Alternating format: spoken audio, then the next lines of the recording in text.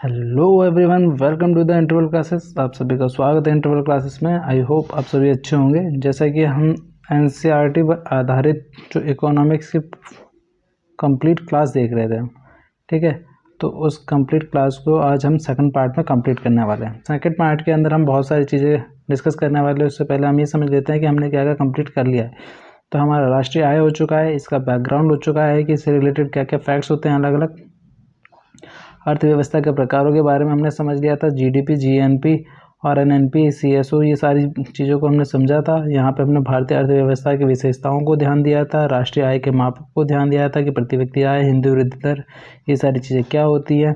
साथ में हमने सीएसओ संगठन को भी समझा और ब्रिटिश कालीन भूमि बंदोबस्त जो भी थे उनको भी समझा कि महलवाड़ी जमींदारी और आपका रैयतवाड़ी व्यवस्थाएं क्या क्या थी। इसके साथ ही हमने देखा कि मानव विकास सूचकांक और योजना आयोग से रिलेटेड क्या क्या सवाल बनते हैं और नीति आयोग के से रिलेटेड क्या क्या सवाल बनते हैं। ठीक है, आज की जो हमारी वीडियो होने वाली है इसमें हम बात करेंगे स्टार्टिंग में कि पंचवर्षीय योजनाएं जो हमारी आई थी उससे रिलेटेड क्या क्या इंपॉर्टेंट क्वेश्चंस हैं। तो सबसे पहले हम समझते हैं कि इसमें इंपॉर्टेंट फैक्ट्स क्या हैं। तो भारत में नियोजन संबंधी प्रथम जानकारी कहाँ से मिलती है हमें, तो एम विश्वेश्वरैया की एक बुक है जो है आपकी प्लान्ड इकोनॉमी फॉर इंडिया 1934 में जो रिलीज़ हुई थी।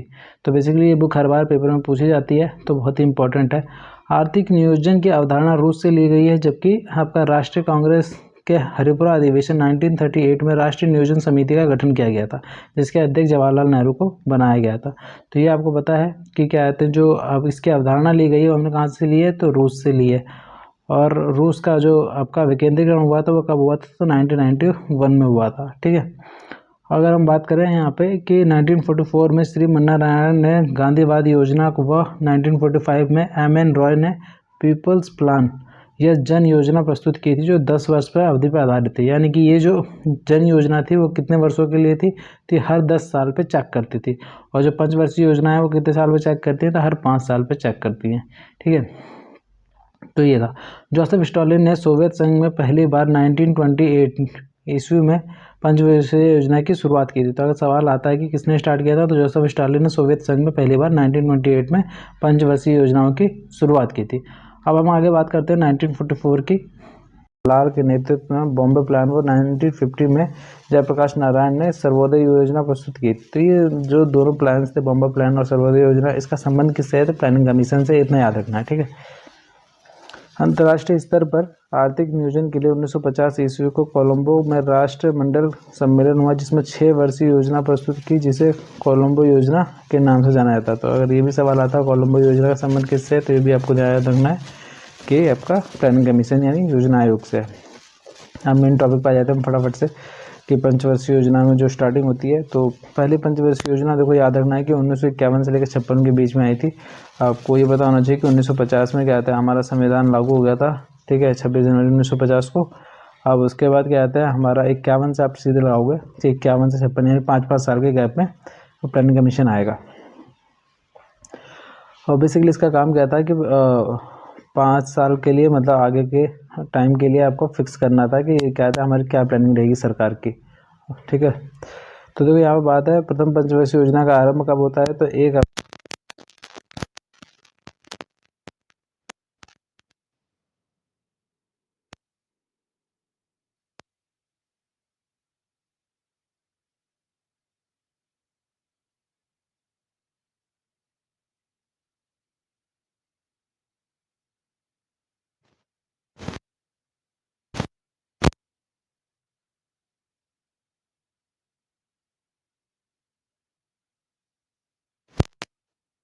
और जबकि लक्ष्य प्राप्ति कितनी थी, तो 3.5% की थी। तो बेसिकली एक सक्सेसफुल योजना थी जहाँ पे जो हमने लक्ष्य रखा था उसे हमने अचीव कर लिया था। तो जिसमें भी क्या कहते हैं आपके लक्ष्य की प्राप्ति हो जाएगी, वो क्या कहते हैं योजना आपकी बहुत इंपॉर्टेंट होगी। तो उसे याद रखना कि जो हम टारगेट रखेंगे उस टारगेट से मतलब अगर हम ज़्यादा अचीव कर ले रहे हैं तो हमारी मतलब सक्सेसफुल योजना थी वो। तो ऐसी योजनाएं पेपर में पूछी जाती हैं जो सक्सेसफुल थी। फेलियर्स को अक्सर नहीं पूछा जाता है। ठीक है, अब हम बात करते हैं बहुउद्देशीय नदी घाटी परियोजना, जो इस समय मतलब प्रथम पंचवर्षीय योजना के समय पर लगाई गई थी। तो एक दामोदर घाटी परियोजना और भाखड़ नागल बांध और हीराकुंड बांध, ये दोनों क्या आते हैं आपके पहले पंचवर्षीय योजना के समय पर ही बने थे। तो बहुत इंपॉर्टेंट है कि पूछ लिया जाएगा कि जो भाखड़ा नागल बांध है और जो हीराकुंड बांध है और दामोदर घाटी बांध ये किस पंचवर्षीय योजना के तहत बनाए गए थे, तो पहली पंचवर्षीय योजना के तहत बनाए गए थे। नेक्स्ट बात करते हैं हम सेकंड यानी कि द्वितीय पंचवर्षीय योजना, जो कि 56 से 61 तक आती है, और ये बहुत इंपॉर्टेंट है कि इसके मॉडल को किसने दिया था, तो पीसी महानुबलिस मॉडल पर आधारित थी ये। ओके, और जो इसमें लक्ष्य रखा गया था वो 4.55% का था, और जो प्राप्ति थी हमें 4.21% की थी। तो बेसिकली ये सक्सेसफुल नहीं हो पाई थी उतनी जितनी क्या था कि पहली वाली हो गई थी, और उसके पीछे कई सारे रीजंस भी थे। ठीक है,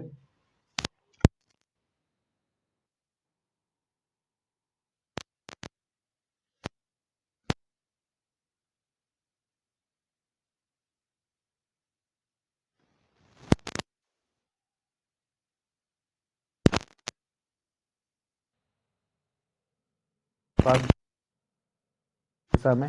ठीक है, और बंगाल के अंदर जो लगा है आपका दुर्गा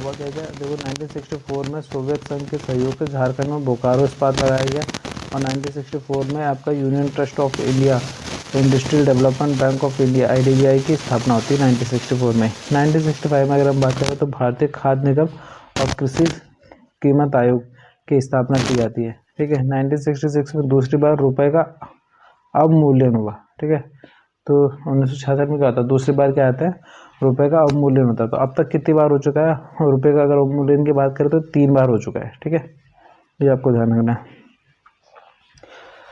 अवमूल्यन का मतलब हो गया डिमोनेटाइजेशन। अब बात करते हैं हम कि क्या आता है 1966 में 1960 से 1969 तक के काल को योजना अवकाश कहा जाता है। इस दौरान में 1969 ईस्वी में आपका क्या था कि नारीवन समिति की सिफारिश पर लीड बैंक की योजना की शुरुआत हुई। तो इस वक्त पे क्या हुआ था कि आपका जो लीड बैंक की योजना थी उसकी शुरुआत होती है, और जो योजना अवकाश आता है ये कई बार पेपर में आता है। ये कब से कब आया था, तो 1966 से लेकर आपका 69 तक के बीच में ये आपका क्या आता है, योजना अवकाश रहता है। तो ये ध्यान रखना कि इस बीच में कोई पंचवर्षीय योजना नहीं आती है, और 3 पंचवर्षीय योजना लगातार आपकी स्टार्टिंग से चलेंगे। तो वैसे ही आइडिया लगा लोगे कि 51 से 56, फिर 56 से आपका 61, और 61 से आपका 66। ठीक है, तो ऐसे लगातार करके कर सकते हैं।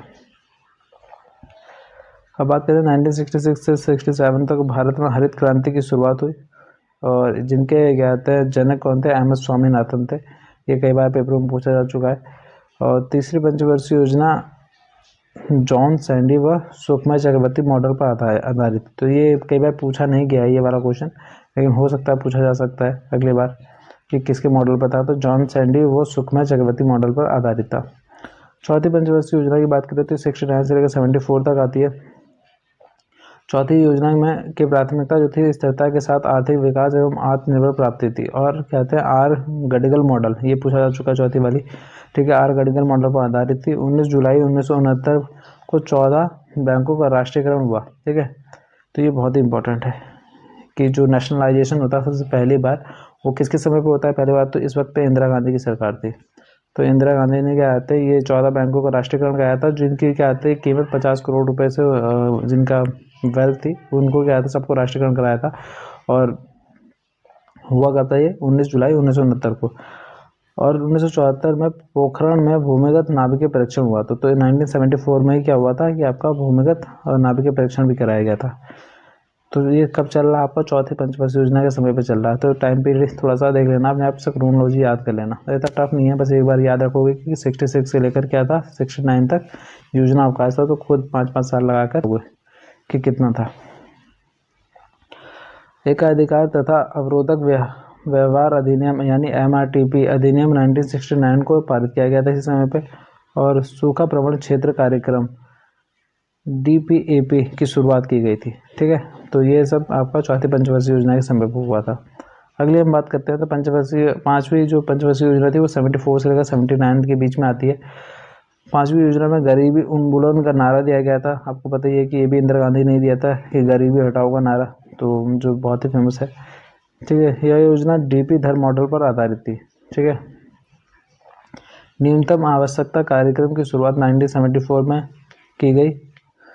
ठीक है, ओके सॉरी कुछ बीच में गड़बड़ हो जाती है ऐसे। ठीक है, 1974 में की गई। 2 अक्टूबर 1975 को क्षेत्रीय ग्रामीण बैंक की स्थापना की गई। तो क्षेत्रीय ग्रामीण बैंकों की स्थापना कब की गई थी? तो 2 अक्टूबर 1975 से की गई।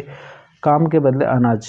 ठीक है, इसकी एक कई बार सवाल आता है पेपर में कि क्या आता है कि इसकी आलोचना किसने की थी? तो इसकी आलोचना कैग ने की थी। उस पर जो कैग थे उन्होंने इसकी बहुत आलोचना की थी कि आप मतलब काम के बदले अनाज वाली जो स्कीम लेके आए हो। ठीक है, तो काम के बदले अनाज कार्यक्रम और अंत्योदय योजना की शुरुआत 1977 से 78 में हुई थी। तो 1977 से 78 में क्या होता है आपका अंत्योदय योजना की शुरुआत होती है। ठीक है, और यह योजना 1 वर्ष पहले समाप्त हो गई। उसके बाद 1978 से 80 तक और क्या था अनवरत योजना या रोलिंग प्लान प्रारंभ किया था। तो रोलिंग प्लान कब से कब आता है? तो 1978 से लेकर 80।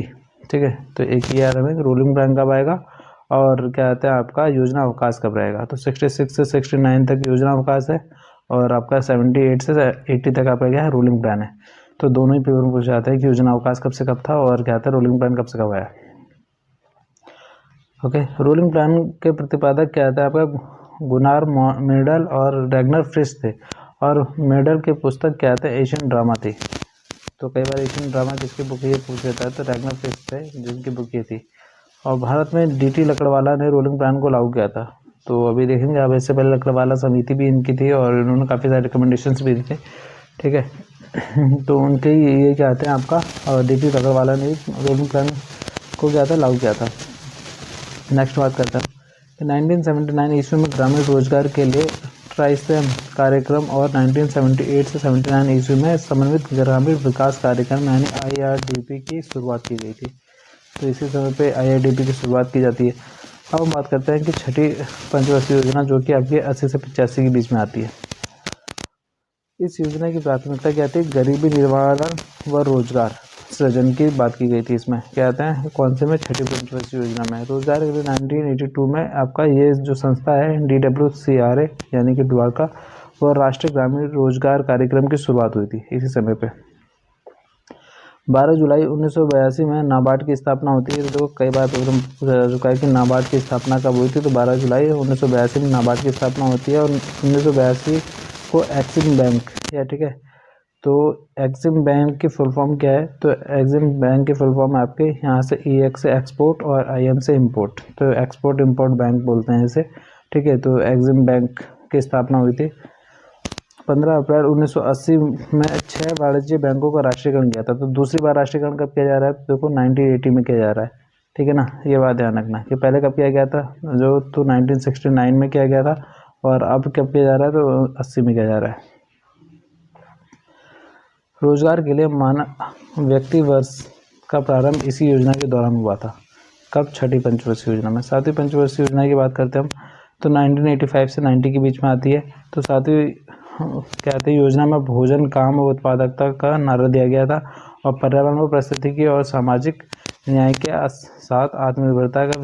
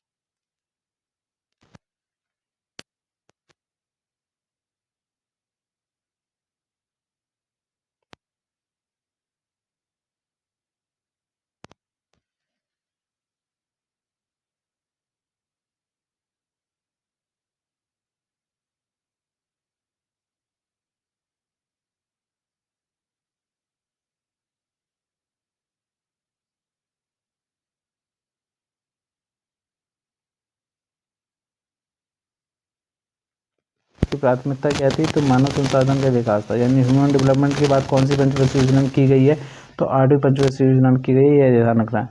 11वीं पंचवर्षीय योजना 2007 से 2012 तक चली, जिसकी प्राथमिकता क्या थी, तीव्रतर और अधिक समावेशी विकास था। ठीक है ना। तो इंक्लूसिव कहते हैं डेवलपमेंट की बात की कब की जाती है कि सबका विकास होना चाहिए, तो 11वीं पंचवर्षीय योजना में किया जाता है।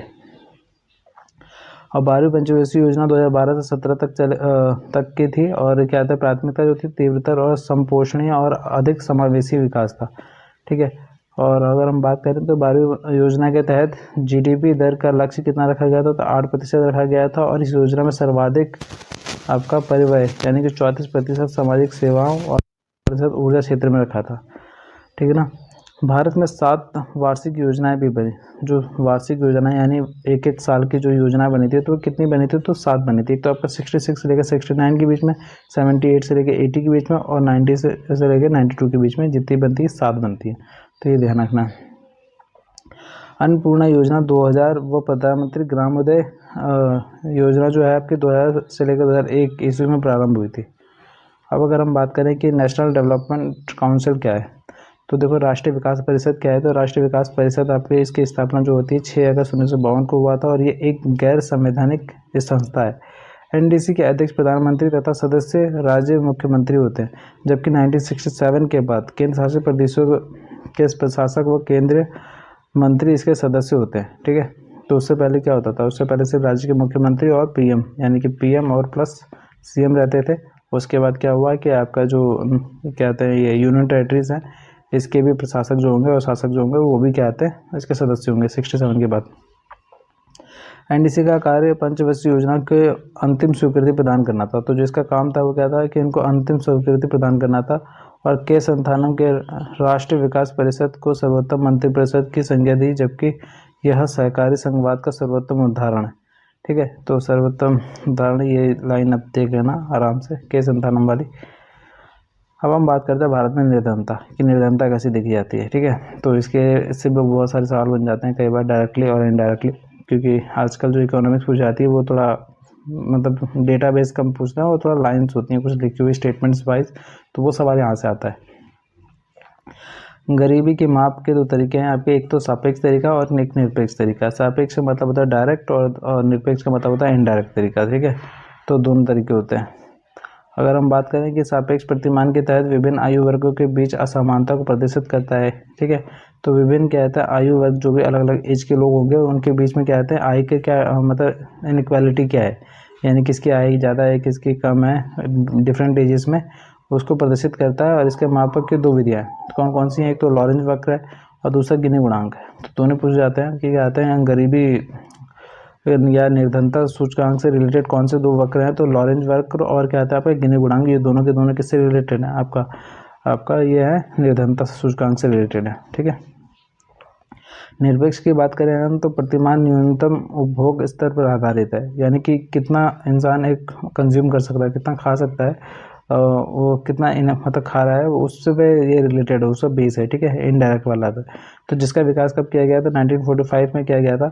और FAO यानी कि फूड अथॉरिटी ऑर्गेनाइजेशन, ठीक है, ये फूड अथॉरिटी ऑर्गेनाइजेशन जो था उसके प्रथम महानिदेशक जो थे आपके R बेयर्ड ने किया था इसका स्टार्टिंग। ठीक है। तो इसके मापक को हेड काउंट अनुपात कहते हैं। तो इसके जो मापक होता है मतलब जिसे कैलकुलेट करते हैं उसे क्या कहते हैं, हेड काउंट अनुपात कहते हैं, यानी हेड काउंट रेशियो। ठीक है। अगर हम बात करें भारत में गरीबी निर्धारण के लिए निरपेक्ष प्रतिमान का प्रयोग किया जाता है, तो इसमें क्या किया जाता है, जो इंडिया में चेक की जाती है गरीबी वो किसी इनडायरेक्ट वाले से ही चेक की जाती है। ओके। तो विश्व बैंक के अनुसार जिनकी आय $1.25 प्रतिदिन से कम होती है वह क्या होता है गरीबी रेखा से नीचे होते हैं, यानी कि विश्व बैंक कहता है कि जिनके $1.25 से आपके क्या कहते हैं नीचे है इनकम, ठीक है, वो क्या है आपके गरीब हैं, प्रतिदिन की बात कर रहे हैं। और आपको पता है कि क्या कहते हैं $1 में लगभग क्या आता है 75 रुपीज़ के आसपास आता है।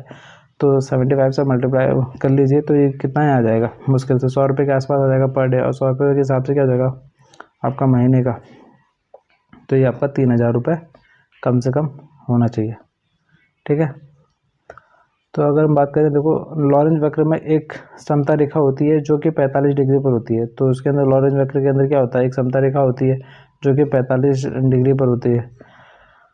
और लॉरेंज वक्र अगर 45 डिग्री की बात करें तो कैसे होगा, ये ऐसे होगा ना लॉरेंज वक्र, तो इस टाइप से कुछ वक्र। वक्र का मतलब क्या होता है, एक कर्व होता है ना, तो ये इसमें एक समता रेखा है, ये समता रेखा है, ठीक है। अब इसके ऊपर नीचे गरीबी का निर्धारण करते होंगे यहाँ और यहाँ पर। लॉरेंज वक्र इस समता रेखा से जितना दूर होगा और लोगों के बीच असमानता उतनी अधिक होगी। तो कहने का मतलब ये है कि अगर लॉरेंज वक्र ये है तो ये समता रेखा से कह रहा है कि जितना दूर होगा, यानी कि अगर सपोज ये वक्र ऐसे ऐसे जा रहा है तो ये मतलब कि आपका क्या है कि असमानता ज़्यादा होगी, और या अगर इधर इधर भी जा रहा है तो भी क्या आता है, असमानता ज़्यादा होगी। तो बेसिकली कहने का मतलब है कि ये इसके आसपास में चलना चाहिए कहीं, तो क्या आता है, असमानता कम होगी। तो ये कहने का मतलब है, ठीक है। इस समता रेखा से जितना दूर होगा लोगों के बीच असमानता उतनी अधिक होगी। अब गुणी गुणांक की बात करें तो लॉरेंज वक्र की असमानता को नंबर में दर्शाता है। तो यानी कि जो ये यहाँ पे हम डेटा देख रहे थे इसके अंदर ही, उसी को क्या आते हैं, नंबर्स में कुछ कैलकुलेट करके दिखाते हैं कि कितने कितने नंबर है। जैसे हम करते नहीं है, ये क्या आते हैं, सपोज हमने यहाँ पे ऐसे लिया, फिर यहाँ नंबर्स दे दिए, यहाँ भी नंबर्स दे दिए, तो उसके बाद इनको नंबर में हम दिखा रहे हैं कि कितने कितने पे जा रहा है ये, ठीक है। तो ये गुणी गुणांक। अब इस देखो नंबर कहाँ से कहाँ तक होते हैं, तो 0 से 1 के बीच हो सकता है नंबर, ठीक है, इससे ज़्यादा नहीं होता है। शून्य पर क्या आता है, निरपेक्ष समानता की स्थिति होती है, यानी कि अगर 0 है तो क्या निरपेक्ष समानता आ गई है, और अगर इससे ऊपर जाएगा या फिर नीचे जाएगा, ठीक है, 0 से 1 के बीच बात करें तो अगर इससे ऊपर जाएगा और 1 से नीचे रहेगा, इसमें बीच में कहीं भी है तो असमानता है, यानी कि 0 पर पूरी तरह समानता आ जाएगी और इधर असमानता बढ़ जाएगी।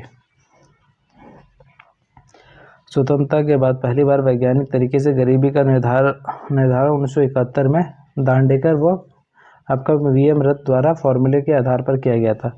तो पहली बार जो गरीबी का निर्धारण किया गया था वो 1971 में किया गया था, किसके क्या था फॉर्मूले पर, तो दांडेकर व वीएम रथ के फॉर्मूले पर किया गया था।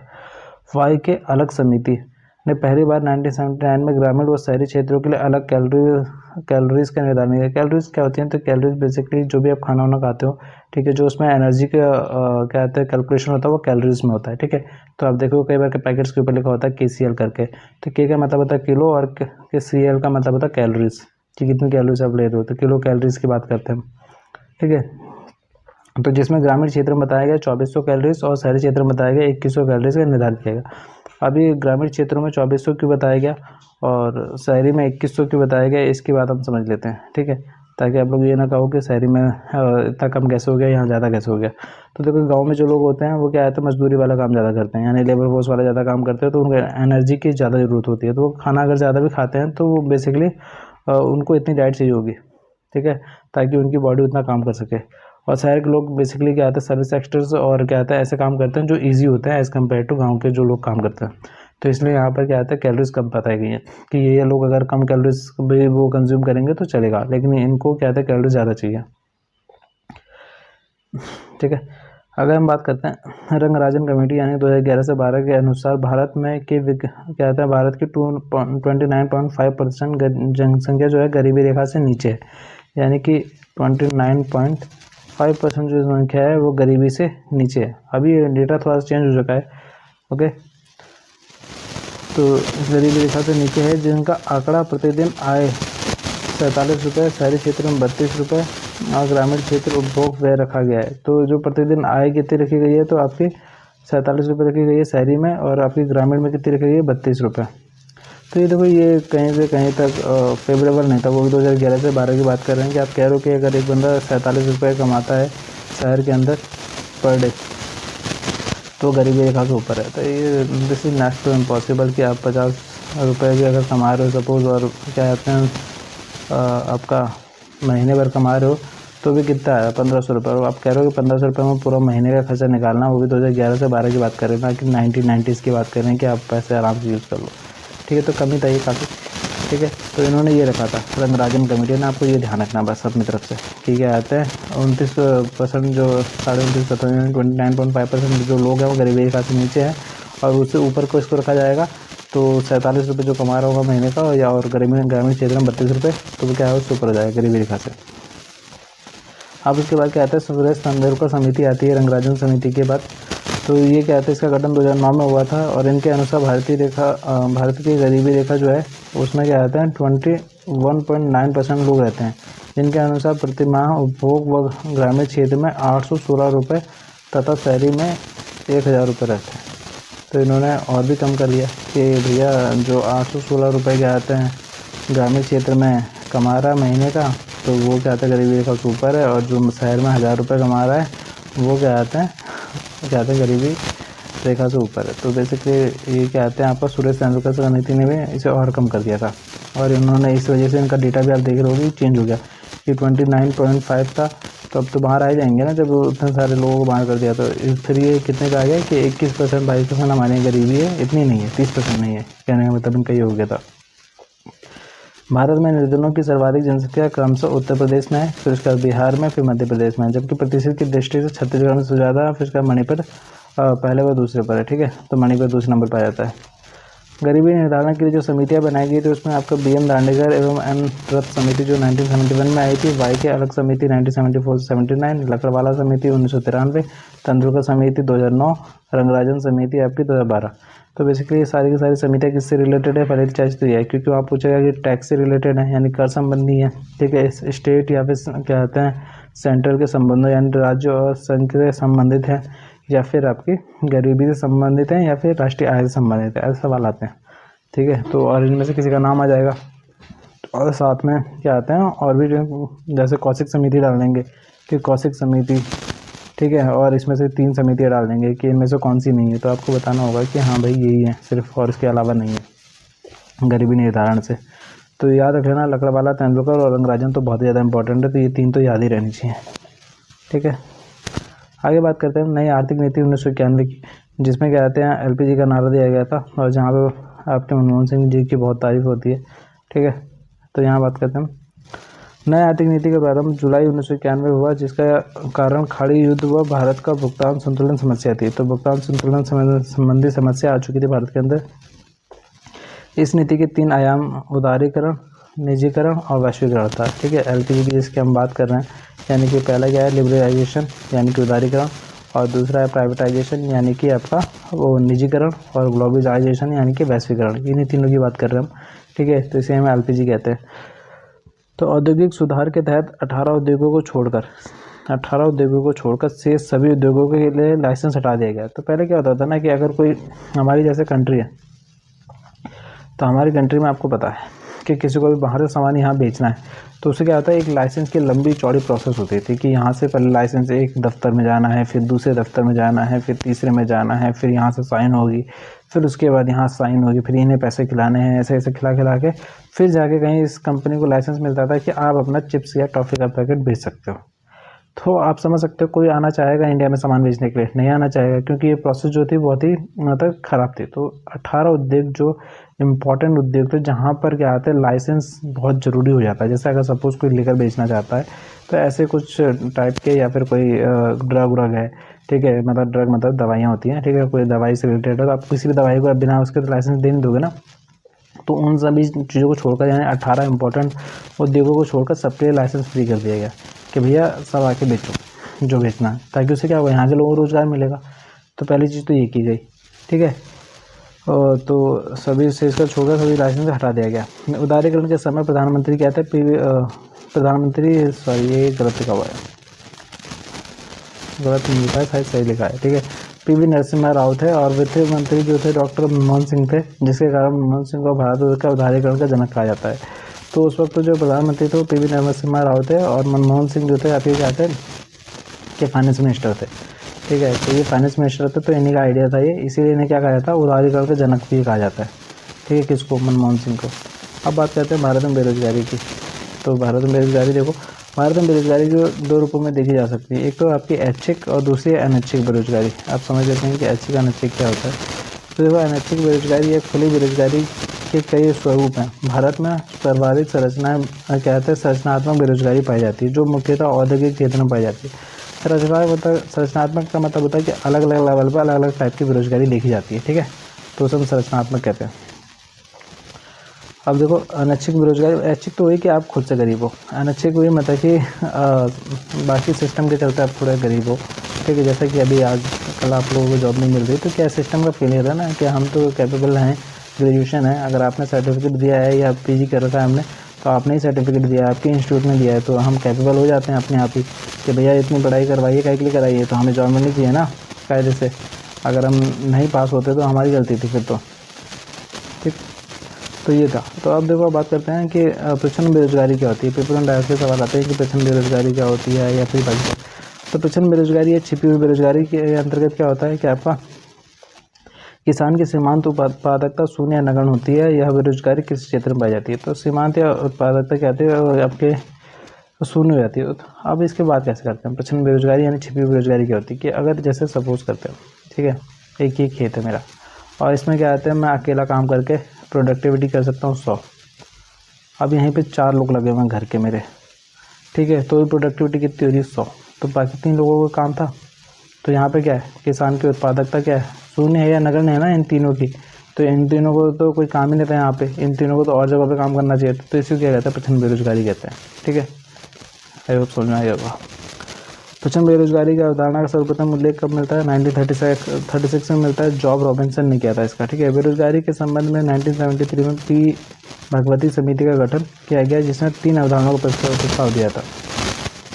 भारत में रोजगार प्राप्ति के 2 हिस्से हैं जिसमें एक संगठित क्षेत्र है और दूसरा असंगठित क्षेत्र है। संगठित क्षेत्र क्या होता है कि जो ऑर्गेनाइज मैनर में चलता है, ऑर्गेनाइज सेक्टर और अनऑर्गेनाइज सेक्टर। संगठित का मतलब ही क्या हुआ कि जो सिस्टम में चले, ठीक है, कि एक उसका वो होगा क्या कहते हैं, जैसे अगर आपको वहाँ जॉब चाहिए तो एक क्या आते पहला आपका या तो टेस्ट होगा या इंटरव्यू होगा, फिर उसके बाद जो आपका काम होगा वो सारे के सारे सिस्टमेटिक वे में होगा। तो यानी ऑर्गेनाइज मैनर में हो रहा है सब कुछ, कि हर एक चीज़ के लिए प्रॉपर है, हर एक वो मतलब बना हुआ है सब कुछ। और अनऑर्गेनाइज क्या हुआ कि लाइक आप कोचिंग खोल के बैठ गए हो, कल कोई और पढ़ा रहा है, परसों कोई और चला रहा है, तो वो ऑर्गेनाइज सेक्टर हो गए, अनऑर्गेनाइज सेक्टर हो गए। ठीक है, तो कुछ ऐसे भी होते हैं और कुछ ऑर्गेनाइज होते हैं। तो संगठित असंगठित क्षेत्र समझ में आ गया होगा शायद। संगठित क्षेत्र के अंतर्गत सरकार आ गए, अपनी निजी कंपनियां यानी प्राइवेट कंपनियां आ जाती हैं, जबकि असंगठित क्षेत्र के अंदर कारोबारी दुकानदार दुकान पर बैठ जाते हैं लोग, ठीक है, या मध्यम प्रकार के व्यवसाय आदि आते हैं, बाकी सारी चीज़ें आ जाती हैं। तो ये भी ध्यान रखना। भारत की 50% से अधिक जनसंख्या क्या है कृषि क्षेत्र से रोजगार प्राप्त करती है। तो इंडिया की जो 50% पॉपुलेशन है वो किससे रोजगार प्राप्त करती है, तो आपके कृषि क्षेत्र से। अब बात करते हैं कि रोजगारी व गरीबी उन्मूलन संबंधी योजनाएं कौन कौन सी आई हैं। तो सबसे पहली योजना आती है वो स्वर्ण जयंती शहरी रोजगार योजना आती है। इसका प्रारंभ कब होता है ना 1 दिसंबर 1997 को हुआ था। इस योजना को राष्ट्रीय सहकारी आजीविका मिशन सितंबर 2013 के तहत प्रतिस्थापित किया गया। प्रधानमंत्री रोजगार सृजन कार्यक्रम की शुरुआत अगस्त 2008 में हुई और इसके बाद आती है आपकी सबला योजना। तो सबला योजना को राजीव गांधी किशोरी अधिकारिता योजना के तहत 11 से 18 वर्ष की किशोरी के मानसिक और स्वास्थ्य की देखभाल करना, इसका प्रारंभ 19 नवंबर 2010 को हुआ था। और इसके बाद आपके सर्व शिक्षा अभियान। सर्व शिक्षा अभियान की स्टार्टिंग जो होती है 2001 से 2 तक होती है। देखो ये सारे पूछे जाते हैं, तो सबसे इम्पोर्टेंट है सबला योजना 2010 और सर्व शिक्षा अभियान 2001 से 2। और आपको पता ही है कि सर्व शिक्षा अभियान किसके लिए आया था कि आपका जो 6 से 14 वर्ष तक के बच्चों को निःशुल्क शिक्षा प्राप्त करना, और इसमें केंद्र व राज्य का वहन क्षमता का अनुपात कितना होगा। तो केंद्र खर्चा करेगी 65% और राज्य कितना करेगी तो 35%, इतना वहन करेगी। ठीक है, अब हम आगे बात करते हैं।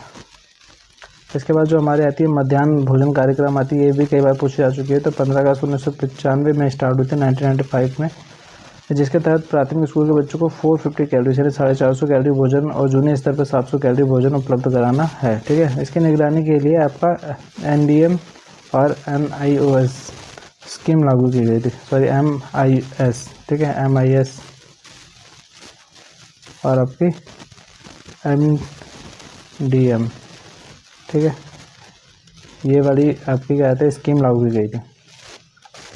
प्रधानमंत्री कौशल विकास योजना की स्टार्टिंग कब होती है तो 15 जुलाई 2015 को होती है। ठीक है, और प्रधानमंत्री उज्ज्वला योजना की स्टार्टिंग कब होती है 1 मई 2016 को होती है। उत्तर प्रदेश के बलिया जिले से प्रारंभ हुई थी, जिसके तहत BPL परिवारों को गैस कनेक्शन क्या कहते हैं फ्री में दिए जाते हैं। LPG सब्सिडी स्वतः छोड़ने के लिए 2015 में गिव इट अप अभियान योजना का प्रारंभ किया गया था 2015 के अंदर। अटल पेंशन योजना की बात करें हम तो 1 जून 2015 को इसकी स्टार्टिंग होती है। लाभार्थी 18 से 40 वर्ष तक के होंगे और पेंशन के विनियामक एवं विकास प्राधिकरण द्वारा विनियोजित होगा। यानी कौन इसे देने वाला है पेंशन, तो विनियामक एवं विकास प्राधिकरण जो होगा ये इसे देगा। ठीक है, अब 60 वर्ष की आयु के बाद कैसे मिलेगा 1000, 2000, 3000, 4000 प्रतिमाह पेंशन ऐसे मिलती रहेगी। ठीक है ना। अब प्रधानमंत्री सुरक्षा बीमा योजना की बात करते हैं तो 9 मई 2015 को हुई थी और इससे क्या था 18 से 70 वर्ष के जो बैंक खाता धारक हैं उनको 12 उनको क्या है 12 रुपये प्रति क्या कहते हैं 12 रुपये वार्षिक प्रीमियम 2 लाख रुपए की दुर्घटना बीमा प्राप्त कर सकेंगे। तो कहने का मतलब ये है कि 12 रुपये जमा करो आपके साल में और क्या कहते हैं 2 लाख का आपका दुर्घटना बीमा ले लो। प्रधानमंत्री जीवन ज्योति बीमा, तुम्हें याद रखना है कि प्रधानमंत्री जो सुरक्षा बीमा आई थी वो कब आई थी, तो 9 मई 2015 को। और प्रधानमंत्री जीवन ज्योति बीमा कब आई, तो 9 मई 2015 को आई थी। इसमें 1850 वर्ष की एज थी और इसके तहत क्या आता है करदाताओं को 330 रुपये वार्षिक यानी कि 330 रुपये साल में प्रीमियम देना था और 2 लाख रुपये का दुर्घटना बीमा मिलेगा। जननी सुरक्षा योजना की बात करते हैं तो इसकी स्टार्टिंग कब हुई थी, तो 1 अप्रैल 2005 को हुई थी। इसके तहत 19 वर्ष से अधिक उम्र की गर्भवती महिलाओं को 2 जीवित बच्चों पर 1400 रुपये दिए जाएंगे, लेकिन 2016 के बाद यह राशि कितनी कर दी गई, 6000 रुपये। तो अभी भी आपको पता होगा कि अगर कोई प्रसव कराने जाता है तो सरकारी हॉस्पिटल्स में तो उसके तहत उसमें 6000 रुपये दिए जाते हैं। भारत निर्माण कार्यक्रम की शुरुआत दिसंबर 2005 में हुई, जिसके तहत 6 घटक रखे गए, सिंचाई, सड़क, आवास, जलपूर्ति, विद्युतीकरण और दूरसंचार आदि। प्रधानमंत्री ग्राम सड़क योजना कब आती है, तो आपकी 25 दिसंबर 2000 को आती है। और स्वच्छ भारत मिशन की स्टार्टिंग कब होती है, तो 2 अक्टूबर 2014 को हुई थी, जिसके तहत 2 अक्टूबर 2019 को भारत में खुले शौच मुक्त का होने का लक्ष्य रखा गया था। ठीक है। अब स्मार्ट सिटी योजना की स्टार्टिंग कब होती है, तो 29 अप्रैल 2015 को होती है। 100 शहरों में स्मार्ट सिटी के तर्ज पर विकसित किया जाएगा, जिसके प्रत्येक शहर को 5 वर्षों के लिए 100 करोड़ रुपये दिए जाएंगे। प्रधानमंत्री जनधन योजना की बात करते हैं तो 28 अगस्त 2014 को स्टार्ट होती है। तो ज़्यादातर जो स्कीम्स है ना वो 2014 या 15 की हैं, क्योंकि ये मोदी गवर्नमेंट की स्कीम्स हैं, तो ऑब्वियस सी बात है यहाँ सवाल बहुत बनते हैं। सांसद आदर्श ग्राम योजना की स्टार्टिंग जो है वो 11 अक्टूबर 2014 को होती है। ठीक है, जिसके तहत प्रत्येक सांसद को एक गाँव गोद लेने के लिए बुनियादी विकास करेंगे। ठीक है। बेटी बचाओ बेटी पढ़ाओ की स्टार्टिंग जो होती है वो 22 जनवरी 2015 से होती है। हरियाणा के पानीपत से हुई थी, जिसके तहत सुकन्या समृद्धि योजना का प्रारंभ किया गया और 10 वर्ष से कम आयु के बच्चों को डाकघर या बैंक के माध्यम से खाता खुलवाया जाएगा। तो आपके यहाँ भी खुला हुआ है इसके माध्यम से खाता।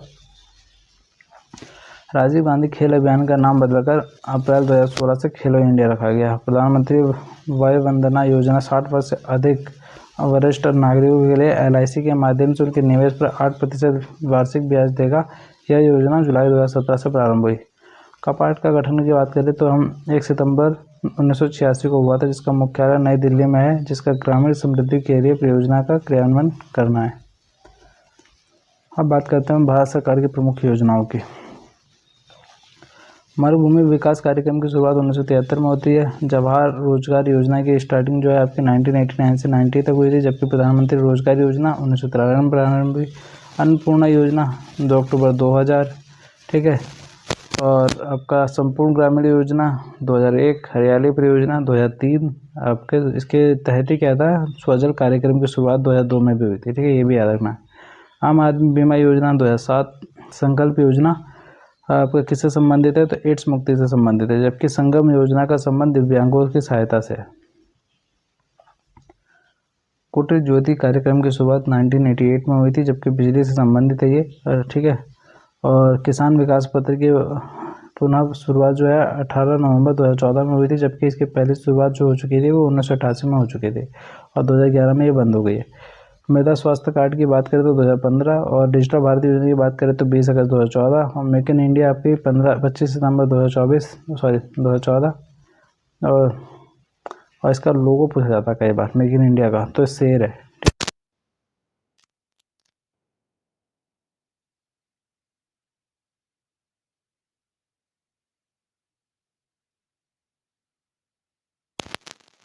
मरीजों को सस्ती दवा उपलब्ध कराना है। और स्टैंड अप इंडिया 5 अप्रैल 2016 के तहत SC/ST के महिला उद्यमशील को बढ़ावा देना है।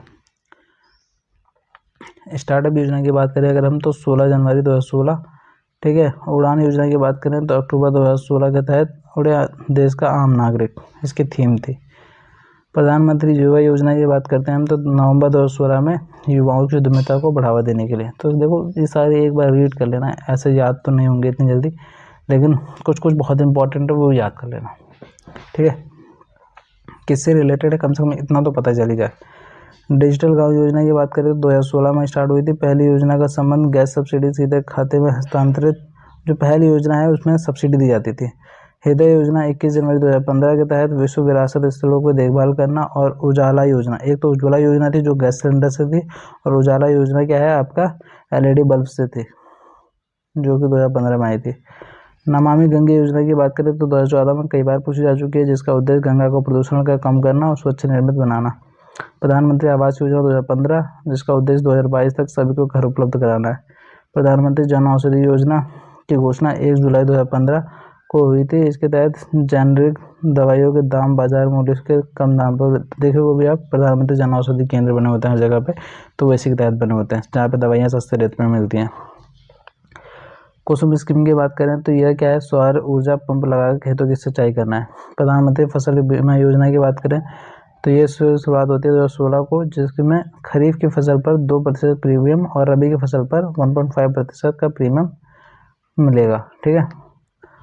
आयुष्मान भारत योजना की बात करते हैं हम, तो इसकी शुरुआत 25 सितंबर 2018 को रांची के शुरू में हुई थी, और जिसके तहत 10 करोड़ परिवारों को 5 लाख रुपए तक का निःशुल्क इलाज की सुविधा मिलेगी, जिसका वहन 60% केंद्र और 40% राज्य सरकार करेगी। ठीक है। अब देखो इसके बाद भी बहुत सारी हैं जो क्या आते हैं पेपरों में लगातार पूछी जाती हैं। पहले तो 1 रैंक 1 पेंशन जो है नवंबर 2015 में आई थी। भीम ऐप आपका 2016 में ओपन हुआ था। 1 नेशन 1 कार्ड योजना 1 जून 2020 को आया था। से सारे पेपर में पूछे जा चुके हैं, बहुत इंपॉर्टेंट है। ठीक है। आत्मनिर्भर भारत अभियान योजना मई 2020, फिट इंडिया मूवमेंट अगस्त 2019, दरवाजा बंद अभियान 30 मई 2017। अब बात करते हैं कुछ राज्यों के कुछ इंपॉर्टेंट होती हैं जो पूछी जाती हैं।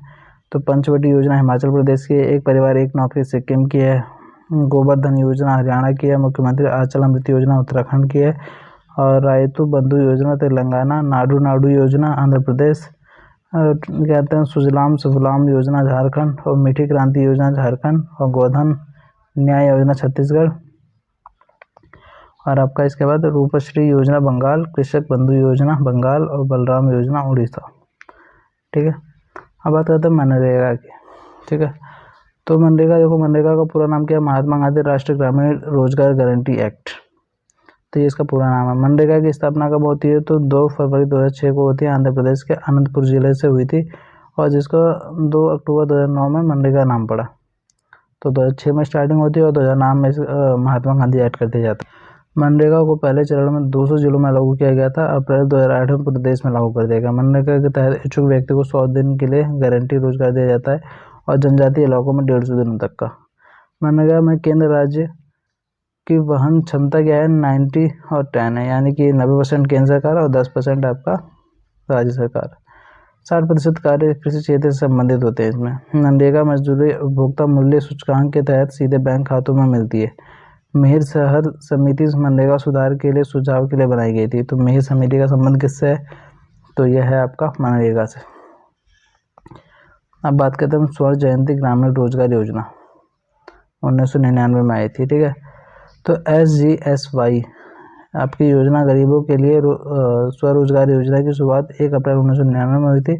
ट्राइसम व समन्वित ग्रामीण विकास कार्यक्रम, 10 लाख कुओं की योजना आदि योजनाएं इसमें विलय हो गई थी, सारी योजनाएं। ठीक है। इस योजना के तहत धनराशि केंद्र और राज्य में 75 और 25 का अनुपात था। 2011 में राष्ट्रीय ग्रामीण आजीविका मिशन के तहत इस योजना का पुनर्गठन किया गया था।